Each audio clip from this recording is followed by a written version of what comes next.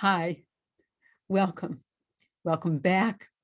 And thank you for joining this ongoing journey through our lives at this historic time. It occurred to me this week that part of what is making this historic are the ongoing difficulties, adjustments, and insights this last year plus of COVID awareness has created. For example, I suspect that the last time we were as self-conscious and self-reflective as a country as we are currently was probably during the 60s, when we were participants in or were confronted by major social movements such as civil rights, women's rights, students' rights, the beginning of LGBT rights, and other social movements became dominant themes in our society. We were constantly evaluating, examining, and trying on new ideas and new attitudes towards some of the basic assumptions of our lives. It feels to me that we are in another time of self-reflection and self-assessment as we have moved through the restrictions of the last year with various levels of comfort and discomfort. And now, as we are increasingly allowed to resume our lives as we thought we would be entirely ready to do, it turns out this isn't so easy. I have been greatly intrigued over these last weeks as the world has opened up again with increasing freedom, as restriction after restriction has been removed or modified. Contrary to our expectations, the long-awaited return to normal has evoked its own hesitancies and anxieties. Just this week, an article appeared in the New Yorker entitled, "The Age of Reopening Anxiety," The Age of Reopening Anxiety by Anna Russell, who is a journalist who lives in London. She writes in part, "For many, the transitional period has been a little bumpy. A report by the American Psychological Association published in March 2021 found that almost half of Americans surveyed felt, quote, uneasy about adjusting to in-person interaction, end quote, after the pandemic. The number did not change among the fully vaccinated. Nearly half of adults said that they did not feel comfortable going back to living life like they used to before the pandemic. After a lonely year, in-person socializing feels both exciting and alien, like returning to your hometown after a long time away. Will everything still be there? Will you have any friends left? Will you have anything to say? Conversation feels creaky and unpracticed. The joints need oiling. Still, there's only so long you can delay. You will need to leave the house. Our social muscles have atrophied, the author and conflict resolution facilitator, Priya Parker, who wrote the book, The Art of Gathering, told me, the writer, recently. In Parker's work, she often deals with groups of people who have been through a transformative experience together. The process by which they rejoin society after such an experience is called reentry. She considers the pandemic a transformational experience for everyone. Reentry is upon us all. There's extraordinary anxiety in that phase, and it's not illogical or irrational anxiety, she said. We have to ask the questions that reentry asks. They start with practical questions like, do I wear my mask?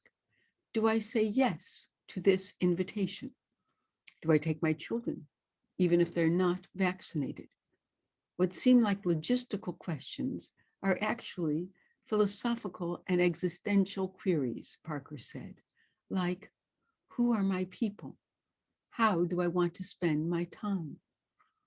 A year of unnaturally restrictive gatherings has created some well-intentioned but baffling situations. Parker believes that there's a searching quality to our gatherings now. Am I doing it right? Sometimes we try out codes and then people get really upset because they're not the right codes, she told me. But they're trying to solve a real need. It's just you can't figure out the codes until you've kind of tried a bit.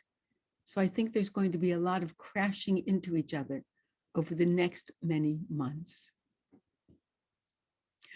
So let's pause here for a moment and take our own inventory. Let us breathe in our current reality, whatever that may be. Let us breathe it in without censure and without judgment. Whatever we are feeling and wherever we might be on the reentry spectrum is just as it should be. Let's find our best positions for meditating, whatever that has come to mean, whether sitting, standing, or lying on the ground. If we are sitting, let us sit straight in our chairs, but not rigidly so. Let us lay our hands in our laps. And as we do, let us unclench our fists. And simultaneously, I was thinking of what else we're going to unclench. Our minds a bit, our jaws, our shoulders, our backs and tummies and the toes on our feet. Let us plant them firmly on the ground. And as always, close your eyes or rest them softly. And let us together take that first breath deeply, fully, completely filling every inch of our bodies to the tops of our heads, the tips of our fingers, the tips of our toes. And then we let it out.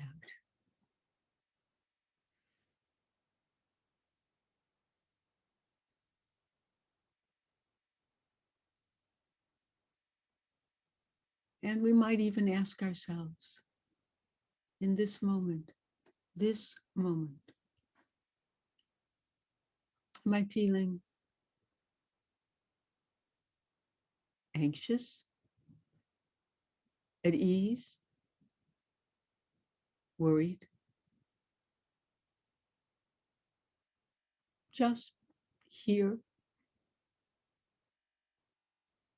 happy, content, fearful, concerned.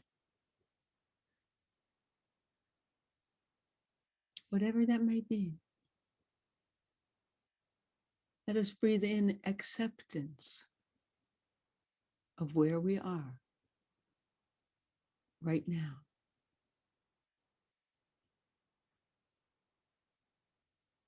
And we might breathe out judgment of ourselves.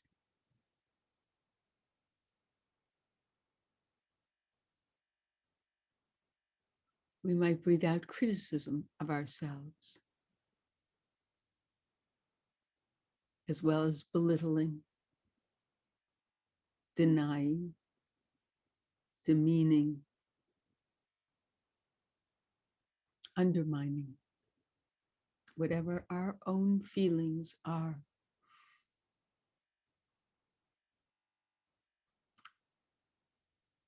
We can give ourselves the gift of our own acceptance.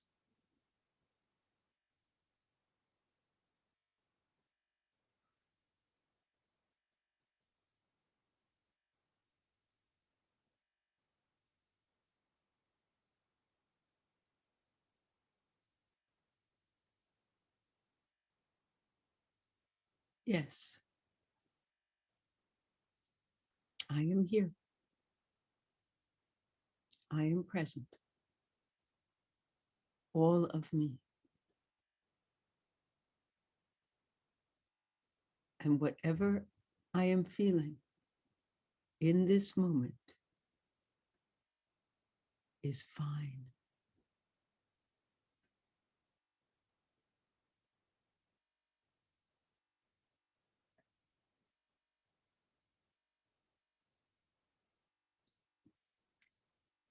Russell continues, all that trial and error crashing around is enough to make you want to stay inside where the codes are known. Inside, you are the code. Recently, I spoke with Arthur Bregman, a psychiatrist in Coral Gables, Florida, who has been using a new phrase to describe our desire to stay at home. The phrase is cave syndrome. Bregman has been seeing patients for more than 40 years. As COVID vaccinations have become more commonplace, he has noticed a reluctance to venture out again among his patients, even the fully immunized. People can't shake the anxiety, he told me. They feel fearful and insecure about the uncertainty of the situation. So they're kind of timid and uneasy, and they have excuses. They worry over stilted conversation as much as new variants of the virus. I have people coming by saying, I had trouble before. I think I forgot how to do it. I don't know how to socialize. Bregman has theorized that people experience cave syndrome at different levels of severity, with mild queasiness at the thought of a trip to the grocery store on one end, and full-blown withdrawal from friends and family on the other. For some, it is caused by panic, anxiety, and other comorbid disorders, he wrote in a blog post on his website. For others, it mirrors Stockholm Syndrome, where captives develop a troubling bond with their captors. Much of what Bregman was saying made perfect sense. We have been told for a year not to socialize in groups because of a deadly virus about which little was known. We have honed our habits and defenses accordingly. I thought of a man in my neighborhood who would hold his arms out, hands balled into fists, whenever anyone passed, to make sure that they maintained their distance. I found these observations to be timely, supportive, and fascinating. Fascinating because simultaneously, I have been reading the postings of colleagues of mine who are struggling to find a Jewish context that could be helpful and even inspiring at this time. It turns out that the idea of a cave syndrome is of ancient origin, the most famous of which is probably Plato's parable of the cave. Amidst a number of Jewish cave stories, and there are a number of them, the most noted one emerges centuries after the biblical period in the tales of Rabbi Shimon Bar Yochai. Much mystical mythology surrounds this rabbi. The Talmud, this goes back to the Talmud, which is 200 of this era, recounts the following tale. Rabbi Shimon Bar Yochai spoke critically of the Roman government, which was reported to the authorities. The Roman emperor sentenced Rabbi Shimon Bar Yochai and his son, Rabbi Elazar, sentenced them to death. So they hid in a cave where they studied Torah day and night while being nourished by a carob tree and a spring of water which had miraculously appeared in the cave. Rabbi Shimon and his son, Rabbi Elazar, went and they hid in the cave. They would remove their clothes and sit covered in sand up to their necks. They would study Torah all day in that manner. At the time of prayer, they would dress, cover themselves, and pray. And they would again remove their clothes afterward so that they would not become tattered. They sat in the cave for 12 years. Elijah the prophet came and stood at the entrance to the cave and said, "Who will inform Bar Yochai that the emperor died and his decree has been abrogated?" They emerged from the cave and saw people who were plowing and sowing and doing regular work. Rabbi Shimon Bar Yochai said, "These people abandon eternal life of Torah study and engage in mundane life."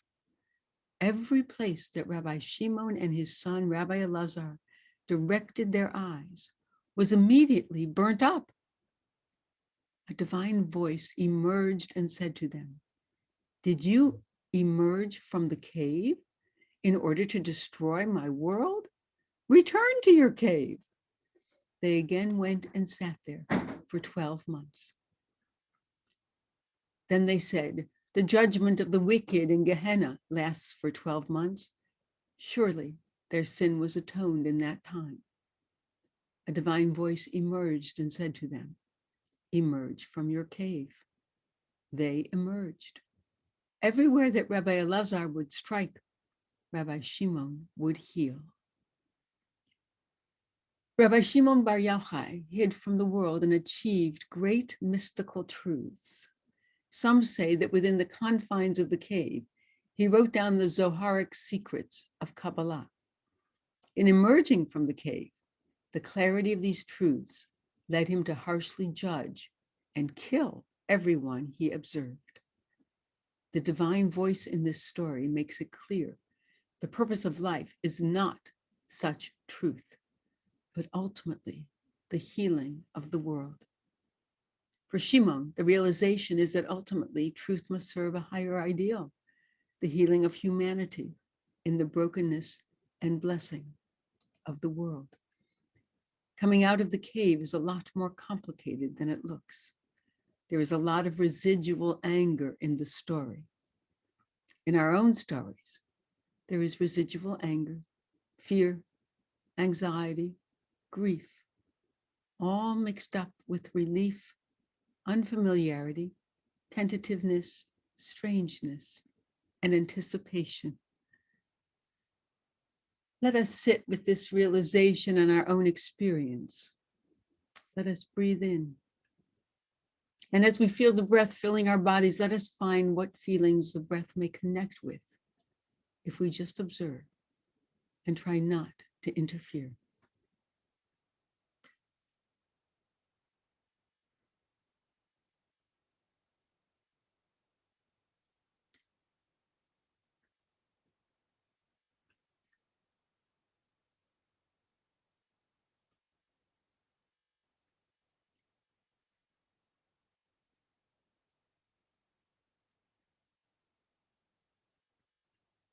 Whatever we are feeling is legitimate. It is our truth. We don't have to feel any particular reality right now, whether positive or negative or neutral.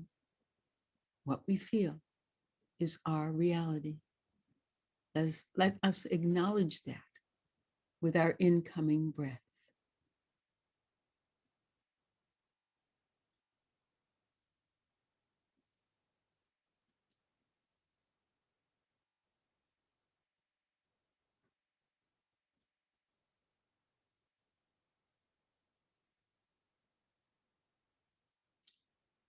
This is hard, or possibly it is not for you.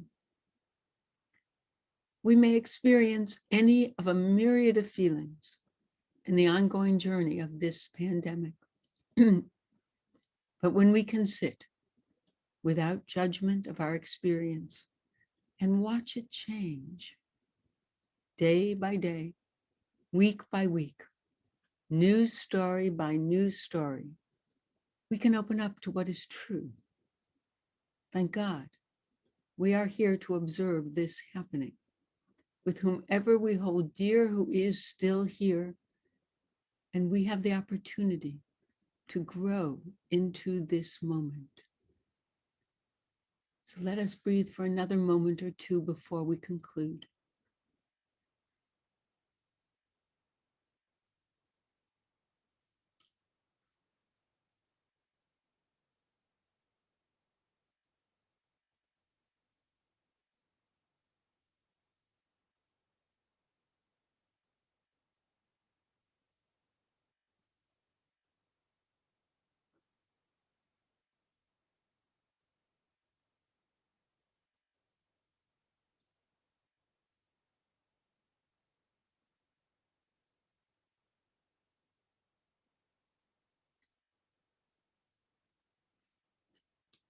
Rabbi Shimon had a direct experience of God's presence in the world. That is available to each of us as well, in whatever way we may choose to think of God or to sense God's presence. In other words, God is present in the fear and the loss and the aloneness of the past year, just as God is present in the light of the emerging summer and our emergence into it. What is true now? God is present in whatever we are experiencing, and God is inviting us to more life and more love. Let us squint in the sunlight of our emergence from our cave. And I will conclude with this poem from Mary Oliver that I believe speaks to this time and our experience of it. I worried a lot. Will the garden grow? Will the rivers flow in the right direction? Will the earth turn as it was taught? And if not, how shall I correct it? Was I right? Was I wrong? Will I be forgiven? Can I do better? Will I ever be able to sing? Even the sparrows can do it, and I am, well, hopeless. Is my eyesight fading, or am I just imagining it? Am I going to get rheumatism, lockjaw, dementia? Finally, I saw that worrying had come to nothing and gave it up, and took my old body and went out into the morning and sang. I wish you a good week of going out into the morning and singing. God bless. See you next time.